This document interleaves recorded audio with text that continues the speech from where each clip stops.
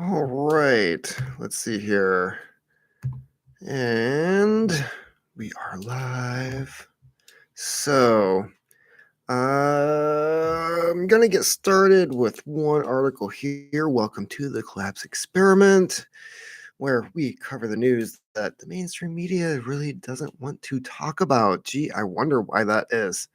So, I'm going to lead into the title on this video with an article. 2 million excess deaths are recorded across US, UK, Europe, Canada, Australia, and New Zealand. And all these articles can be found at thecollapseexperiment.com. And if you like this material, please like and subscribe so that I can do this more often instead of working two jobs that I absolutely hate. So, this is from the Global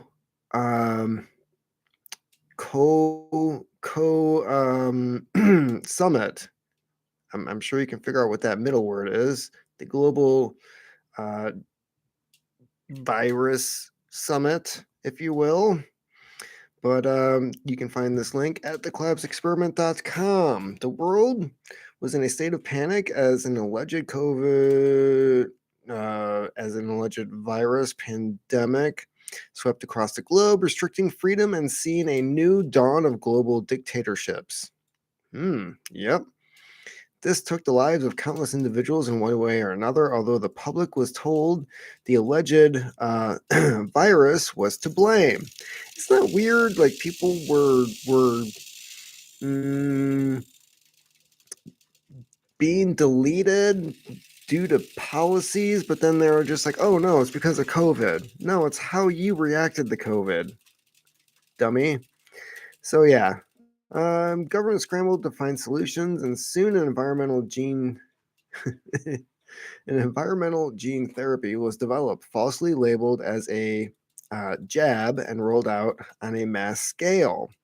Yeah, isn't it funny that they also redefined what that jab is? What is the definition of that procedure? However, recent reports from the governments of the USA, Canada, Australia, New Zealand, and UK, and most of Europe have raised alarm bells as they confirm that 2 million excess deletions have been recorded since the mass rollout of the procedure. Further reports published by the UK government also confirm that mortality, well, that too, mortality rates are lowest among the unjabbed in every single age category. That's kind of weird. Further reports published by the UK government also confirm that the mortality rates are lowest among the unjabbed in every single age category. Huh. This has led to the question about the safety of the. Wait, are the lowest? Mortality rates are the lowest. So is that saying that those people are living longer? Maybe I'm reading this wrong. I would think that that means that they have a shorter lifespan, but maybe it means that they have a higher. This has led to questions about the safety of the jab and whether they may be the largest contributing factor to the millions of excess deletions seen across the Five Eyes in most of Europe. Five Eyes? I'm guessing it's those big countries that they're naming above. Official figures provided to Euromomo by the UK government and 26 other governments of countries across Europe reveal that most of the continent suffered 375,000 excess deletions in 2021 and 404,000. There's one too many zeros at the end of that, but the comma's in the right spot, I'm guessing. 400,000 excess deaths in 2022. This equates to 780 excess deaths over the 2 years, and the figures do not include Ukraine, so cannot be blamed on the ongoing war. Huh.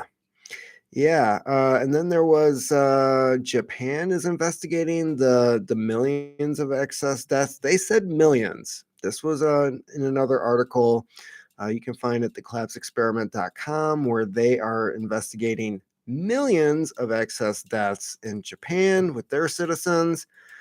And keep in mind, they were early on discarding jab vials because they were tainted. They could see like metal flakes inside the solution, so they like discarded millions of them. Uh, Not long after that, they changed what you could use to treat said virus, and things improved after that. Australia suffered 11,000 excess deletions in 2021, and then a shocking 22,000 excess deaths by week 38 of 2022.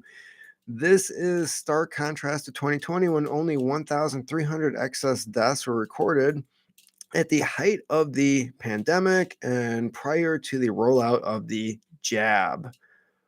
Wow. But correlation does not equal causation, man. This means Australia suffered a shocking 1,640% increase in excess deaths in just 39 weeks throughout 2022, compared to the 53 weeks throughout 2020. Wow. Okay, and this goes on and on. I believe Martin at Over a Pipe was bringing up these figures. I have a feeling this is a far better article. And I'm guessing this goes into a lot of detail. Um, it's comparing the years with Australia, New Zealand. It's showing these charts that are just insane. Um, I mean, we're talking like hockey stick level increases of deletions of the population. Australia, New Zealand, Canada. Then they start putting them together, and then they're looking at age categories: 18 to 39, 40 to 49 years old, 50 to 59, and they're comparing the jab status along with non-jab status. And yeah, this is insane. The numbers are definitely, these charts are pretty crazy. You'll want to see them for yourself. If you're listening to the podcast, go check out this article at thecollapseexperiment.com. You can find a link there and see for yourself, because I mean, the charts themselves speak volumes. And 80 to 89-year-olds, that is a huge jump. 90-year-olds, huge jump. And then it goes into safe and effective, which really is just a false narrative that they're pushing to get people to justify buying this product. I don't know. I don't know what the whole purpose was. I mean, if you want to go with the Agenda 21, World Economic Forum, they're trying to lower the population, yada yada yada. Male sperm counts are down excessively. Yeah. So, you can take that route if you want. I kind of sort of believe that there's something behind that. But let's see here, the official reports and figures of the governments of the US, Canada, Australia, New Zealand, and UK, most of Europe, have raised serious concerns about the safety of the jab. Data shows that since the mass rollout of the jab, there have been nearly 2 million excess deaths recorded, with mortality rates being lowest among the unjabbed in every single age group, which means if you didn't get it, you're better off. Wow. Who would have thought that?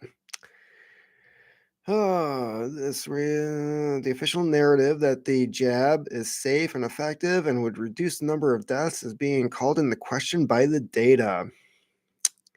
Yeah. So this is just the first article for this live stream that I'm covering, and this is already mind blowing. It's out there. This information is finally out there. Check it out for yourself. But I finally got the last punch on my conspiracy theory bingo card. If there was such a thing, I wish there was like a gambling website where it's like which conspiracy theory will come true next, you know? The difference between conspiracy theories and the truth is I'm lowering it to like 2 weeks now. Okay. Um, let's see here. The virus likely arose from a lab leak, US Energy Department admits in classified report. Finally, we are getting some recognition. I mean,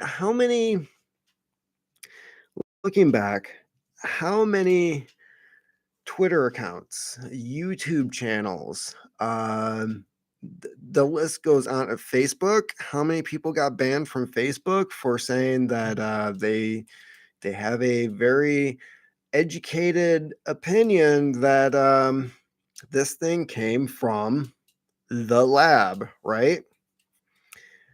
So, and now they're finally 3 years later, they're finally admitting, eh, not fully, not completely, because again, remember, they didn't bother to investigate it at the time, right? We just took China at their word, which is worth my dog's pile of crap outside has more value than the word of the Chinese government, okay?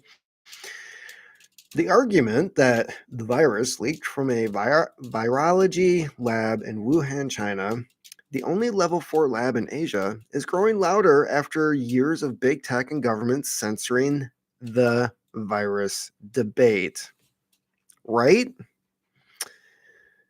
Last summer, the WHO, an avid protector of the Chinese government, gee, I wonder why, made a sharp change in attitude by admitting the possibility of a lab leak. That was kind of swept under the rug. You know, they announced it one day and nobody really covered it. And it was channels like this one that were just like, "Hey, did you see this? Like, they're saying it. It's happening."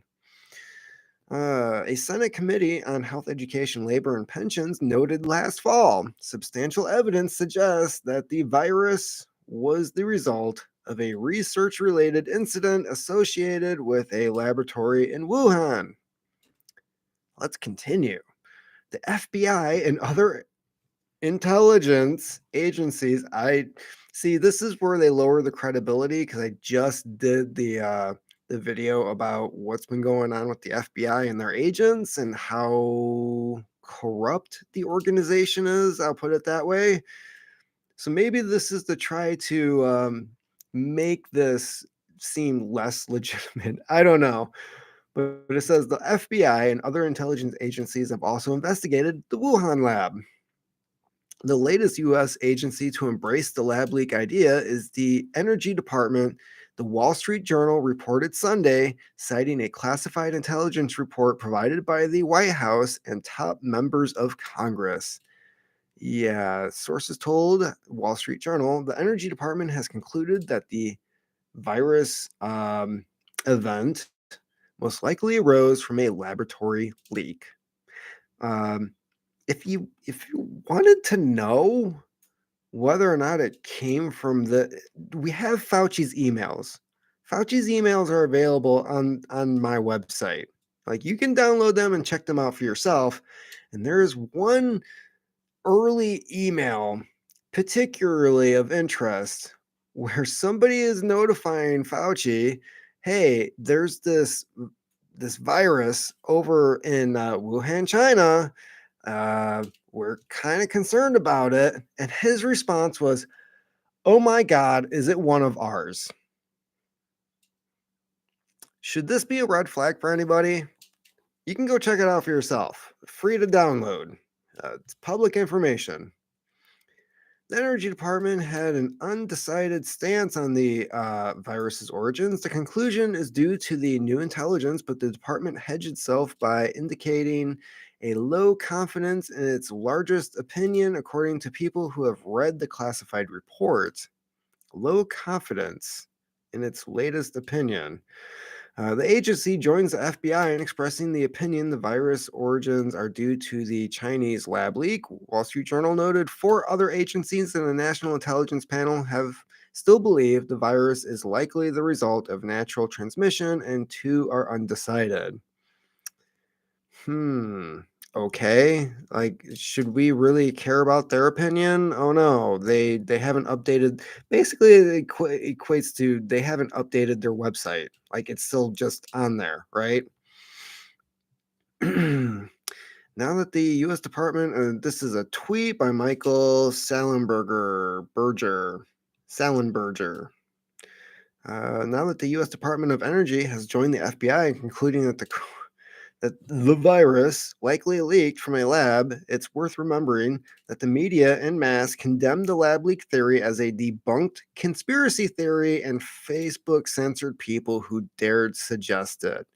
Yeah, this is where we as a population need to stand up to these a-holes and let it be known we did not forget that they did this crap to us. We were right. We are right. And whenever they suggest that this is disinformation or misinformation or you're leaving out pertinent information, no, no, asshole. We were right. We are right. You are not an authority. You run a platform. We provide the information that goes on your platform. And yet somehow you are regulating it, even though are Facebook employees doctors? Are they medical professionals? Are they authorized to, I don't know, administer certain healthcare? Like, no, no, they're not.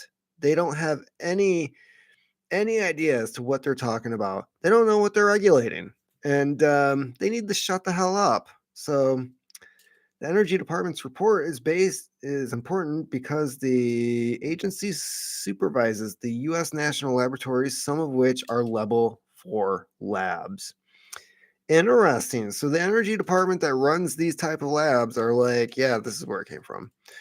U.S. officials wouldn't shed more color on why the Energy Department changed its views on the origins of the virus.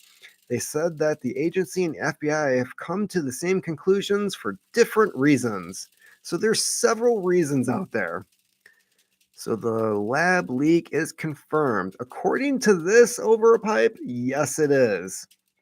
Oh, and if you missed the first portion of my live feed, go back because there's a important article on there that you'll want to check out with a bunch of charts and graphs about excessive deaths. So yeah, you'll want to look at that one. It's a lot easier to read. I think they probably broke down the one that you shared last week. So yeah, let's just finish this one up, shall we? After the pandemic struck, the mainstream media, big tech social media platforms labeled anyone as a conspiracy theorist. I am a proud conspiracy theorist, thank you. I'm going to take that as my pronoun. How you like them apples? For even mentioning the lab leak origin. Recall Zero Hedge was banned from Twitter. Zero Hedge. Are you serious? In February 2020, after we published, yes, because this is a Zero Hedge article, an article linking a Chinese scientist to the outbreak of the fast spreading virus. It was later revealed that left wing Fox News site BuzzFeed, faux news. BuzzFeed had complained to Twitter about Zero Hedge supposedly releasing the personal information of a scientist from Wuhan. What personal information? Like his PO box? Like what? I don't understand. But all we had done was print information that was publicly available and ask questions about whether a lab leak may have been plausible. Then the seafood market, the wet market, wasn't a seafood market. 3 years later, our questioning appears to have been correct so far. A recent Twitter files drop has shown the incestuous relationship between big tech and government, rigging the debate around the virus origins, and even reporters have asked Anthony Fauci questions about the origin. Yeah, Fauci lied, millions died. The complex narrative that governments and non governmental organizations, big tech, and mainstream media built around COVID with shaky assumptions and misdirections is falling apart. Hence, the latest pivot by the Energy Department. Am I allowed to say certain words on YouTube now, or am I supposed to just censor myself? Like, can I say the C word? Not the four-letter one. The other the virus one. Am I allowed to say that now? Um, do I have to continue to say jab? Like, I don't know. I don't know what the algorithm is looking for. I have no idea at this point. All this information is coming out. I don't know if YouTube has updated stuff. It's pretty insane that we have to. I mean, we have a First Amendment, right? Like, we're supposed to be able to speak our minds and say things that we know to be true, but then we have to worry about somebody else saying, like, no, that's not true and it hurt my feelings. So yeah, as for this lab leak, yeah, I got my bingo. I mean, how many conspiracy theories have come true in the last 2 3 years that are just dead on? And no apologies. No apologies. Where are the accounts being reinstated? How do people find out if their accounts have been reinstated? Like, do they have to just try logging into, I don't know, Facebook, Twitter? Did people get new phones and they don't have their old passwords anymore? Like, so we have these digital media platforms that are regulating speech. And now that the reasons that they regulated said speech are gone, like, where's the compensation? Like, where's the apology? That's what I'm asking for. Could somebody at Facebook, at Twitter, like, and it's not even the people who are doing the stuff at Twitter. Well, some of them are still there. I got kicked off of Twitter, so that doesn't it doesn't mean anything to me. Twitter's still Twitter. Uh, Twitter's still going to tweet, I guess. They're going to do their thing. And but anyways, where's the apologies? I want to see actual apologies in newspapers, on the front page of different platforms. We're sorry that we did this to you. We're completely wrong, and we promise that we'll probably do it again in the future, but it won't be as bad next time. Even that, I mean, it'd be the barest minimum to acknowledge the type of crap that they put people through in the last couple years. So yeah, likely arose from a lab leak. There you go. Finally, uh, finally, the conspiracy theorists are getting their due. Anyways, I think that might be it for today, unless I can find something else that I wanted to cover before I possibly get called into work. Um, but having said that, hope you're doing well. If you like this live feed, like and subscribe, share this information, because I'm sure other people would be excited to know that they were right all along, too. Having said that, keep on typing.